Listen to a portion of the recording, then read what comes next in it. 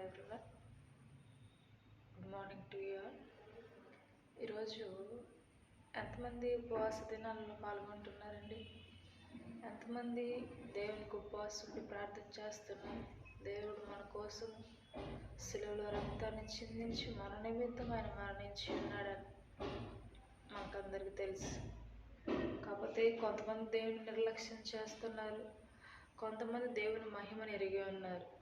మరి మీరు ఎలాగా ఉన్నారు? అందులో మహిమను ఎరిగిన వారిలాగా ఉన్నారా? దేవుని నిర్లక్ష్యం చేసేవారిగా ఉన్నారా? ఈరోజు దేవుడు మీతో చెప్తున్న మాట, నేను మీ నిమిత్తం మరణమై ఉన్నానని దేవుడు స్వయంగా చెబుతున్నాడు. కాబట్టి ప్రతి ఒక్కరు దేవుని అంగీకరించండి. సిలువలో వ్రేలాడే నీ కొరకే, సిలువలో వ్రేలాడే యేసు నిన్ను పిలుచుచుండే, ఆలస్యము నీవు చేయకుము. ఆమేన్.